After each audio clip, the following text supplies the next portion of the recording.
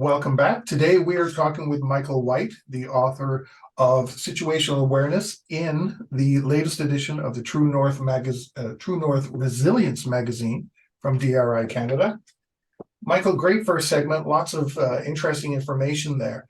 There was something that you mentioned about 3 or 4 times now, and I want to ask you this question. Practice, practice, practice. That's what you've said. What is that, and what does that entail? Yeah, it's there's no deep dark secret to this. This is what I first tell people when they're wanting to become more situationally aware, and it's about practice. Go somewhere, sit down, and we've heard this before. People watch. Mm. Sit down, look at the environment, and just take in what is happening, what you're seeing, and try to part of it, again, as I said before, once you really start getting into that understanding your environment and making decisions, you start to predict. But at first, just go and absorb the environment. Look at what might be, we'll call the normal users of that space might be doing, and then those other individuals that are using the space differently. And maybe understand why they're using it differently. And there may not be any reason or bad reason why they're using it differently. They're just using it differently. But that feeds into now your information bank about going back to that same space at a later date and understanding, okay, there's how people use the space this way. And there are other times when people use it differently. But the practice is really about just being in a space and understanding what that space does. What is it meant to be? What is it? What are the users are going to be in that space? And understanding how you now fit in that space, because you might be the element that I don't normally go to these spaces. Now, I'm not suggesting that when you're practicing that you are going to put yourself in harm's way. Not at all. Far from it. But I want you to go out, and it could be as simple as, again, going to the movies. It could be as simple as being at a friend's birthday party, and you have all these other people that you've never met, all in this now common space that you've all interacted with. Maybe it's your friend's birthday. You've all interacted at this space with your friend, but you've never interacted with these other 20, 30, 40, 50 people in this space.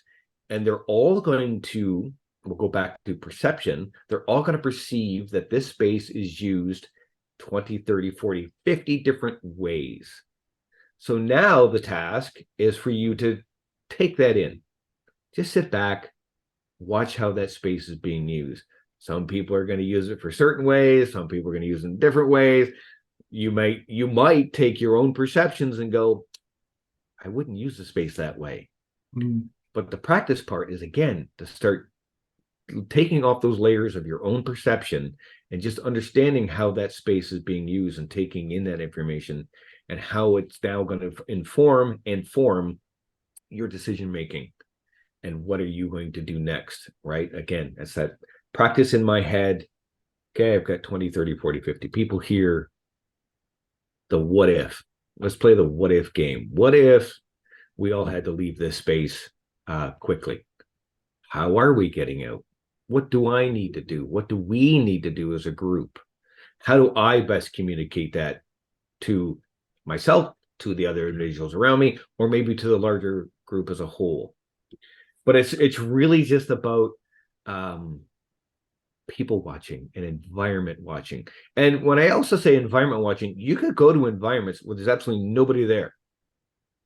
Environments do things when there are no people there. And it's understanding what that environment does when nobody else is there. Fortunate or unfortunate, when the pandemic came through and we closed down a lot of places, there was a lot of spaces that existed and continued to exist without people being there, right? More animal life came in, more growth happened, or more weeds happened.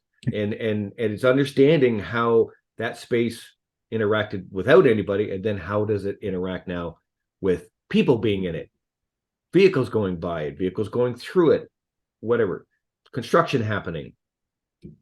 But that's the practice. The practice is just actually getting yourself out and people watch, environment watch, and just really take that information in and then go back and visit at different times. Again, I'm not saying you go and put yourself in harm's way. Please always practice with safety in mind, because that's paramount. Well, let's take some of the thread that you just touched on. How do we get that into the workplace now?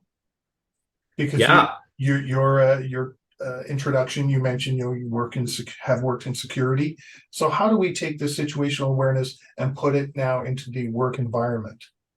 yeah, absolutely. So again, it goes back to those basic, right? Understanding the space you're within, understanding the information that you can take in, because what that's going to do in a workplace is it's going to enhance the safety of the workplace, because now people are more understanding and they can see the environment differently, because we go into our workspaces for those who well, everybody, whether you're working at home or having to go to an office space or factory space, whatever that workspace might be, you become complacent.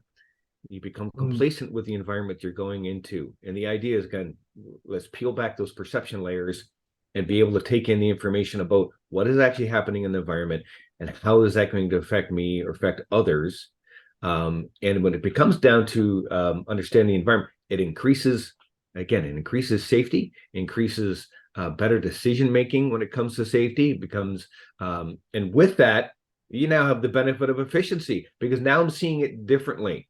I might see a different way to do something that increases safety, increases proficiency, and you don't need to be a business major to understand increasing efficiency and enhancing safety is going to reduce costs.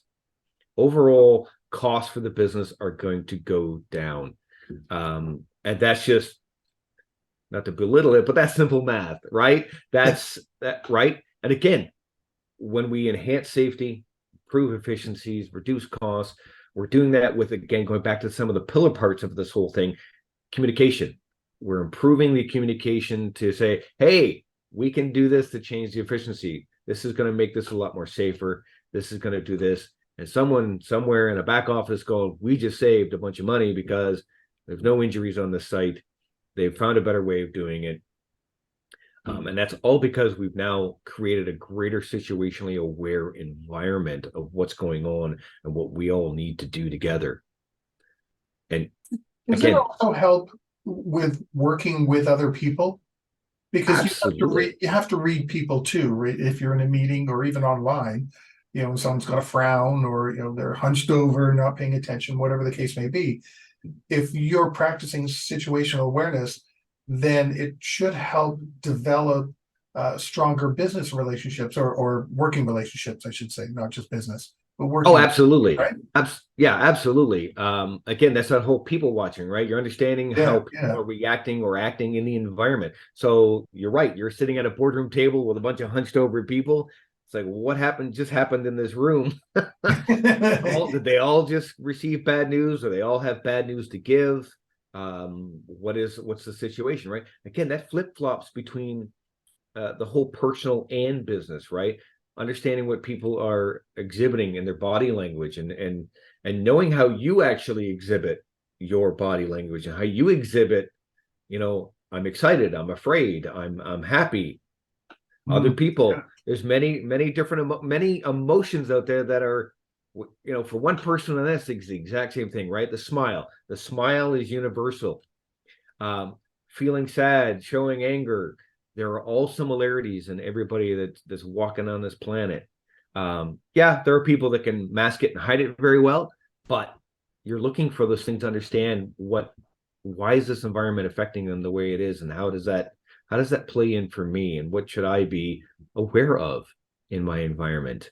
And yeah, it helps you online when you're doing communications online, when we're having a conversation in an environment like this. We're looking at each other and understanding how my responses and your questions and how we're feeding back and forth from each other. How does that, all entail for the environment? Um, Kids going to school, university, high school. How are they getting back and forth to school safely, right? Becoming aware of their environment as they go there back and forth, being aware of what's going on in the classroom, being aware when you're going shopping. Again, I go back to having coffee in the morning, driving to work, and am I gonna be able to finish my coffee on my drive in, and understanding the information that is being I'm being bombarded. You're being bombarded with information all the time.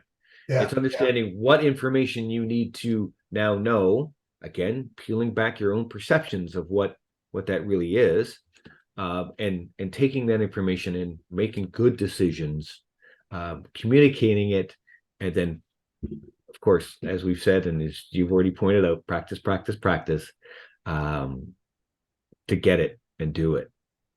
You do it effectively. In your article, you also talk about some cons. So are there negative things we should be aware of?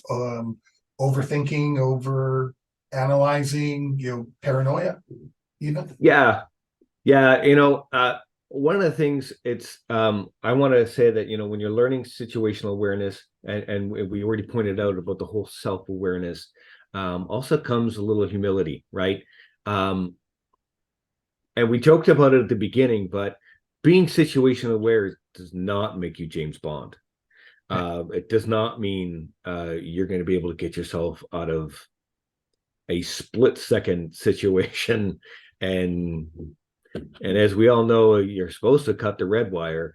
That's not what situational awareness is going to do for you. That's not what it's meant for.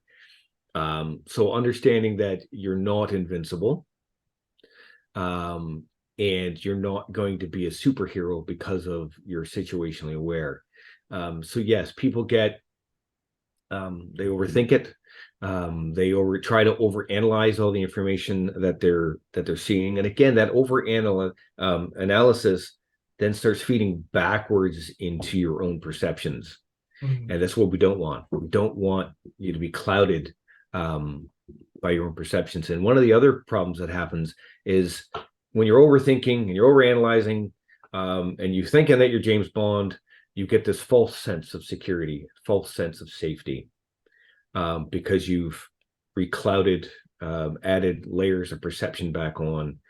Um, and that's where the information you're receiving, you're not using it properly. You're not thinking it through. You're not analyzing the information. And then whatever actions you're going to take, unfortunately, could lead into a unsafe situation for yourself and cause harm. And that's not where you want to be. If I understand correctly, overthinking could actually lead you in the same direction as not being situational aware. That's correct. Yeah, absolutely. Yeah, because you've negated all this because you've layered and layered and layered, and then you've thought, well, what about this? What about this? And you've really started thinking too deeply into it. And again, your mind starts to bring back those perceptions that you've already peeled back, and unfortunately, you start laying on your own perceptions again, of what you believe, what you've seen, and unfortunately there have been some cases, and again, this is not all the time, but there have been some cases where people start bringing into, oh, well, this is what James Bond, this is what I saw in the movies, this is what I saw on television, this is how they reported it, in the news. Again, these are all feeding into those perceptions, and Mhm. you need to peel back those perceptions to truly understand the information being presented. You also talk about how situational awareness can be applied on a daily basis, specifically things like high school, colleges, and universities.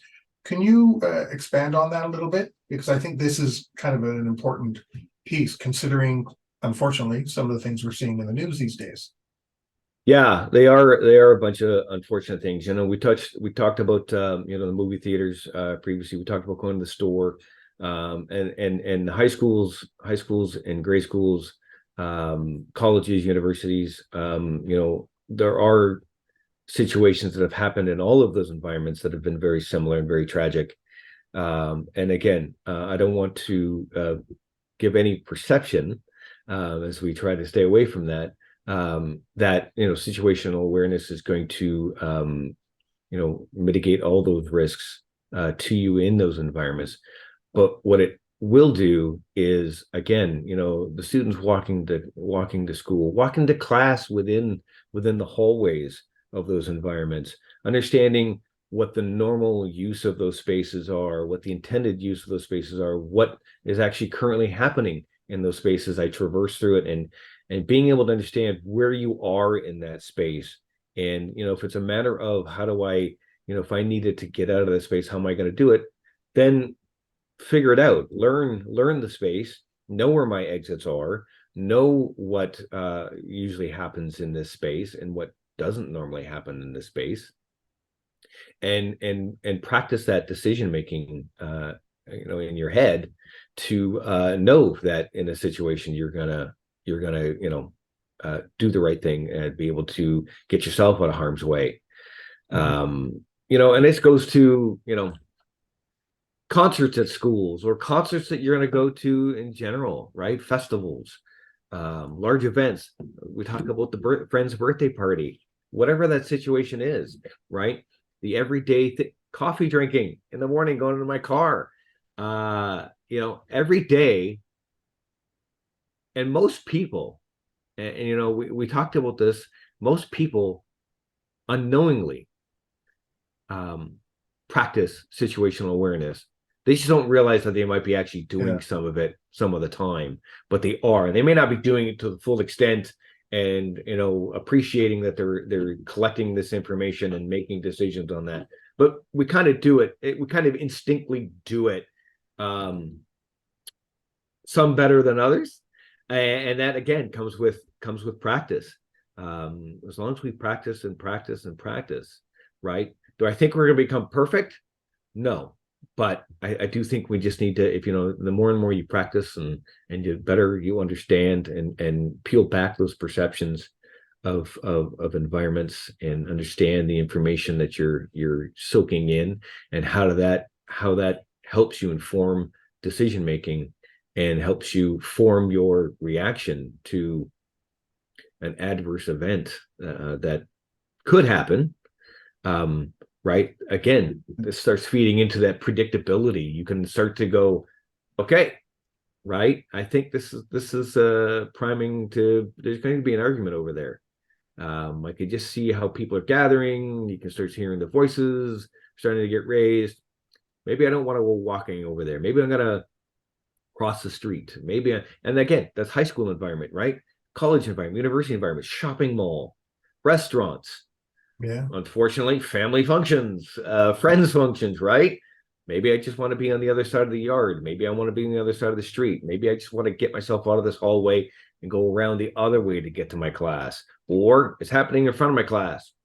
Well, doesn't look like I'm going to that class today because I don't want to try and get through that to go into that environment because I know there's only two ways out of that classroom as well. And one of them's already blocked. So I'm not going to put myself in harm's way. I see the situation happening or unfolding or growing. I'm just not going to put myself in harm's way, and I'll take different actions. I couldn't help think when you were just talking a minute there ago about different situations and practicing that sometimes it does take time to do, because the first thing that popped into my mind were my nieces sometimes, who go and they're all young, they do something and you can't help but point out, going, what are you doing? Look what you're doing. Look, because they're not aware of what's going on, and that's coming from me, who can see what's going on. So it does take time, right? It's Absolutely. not a quick fix.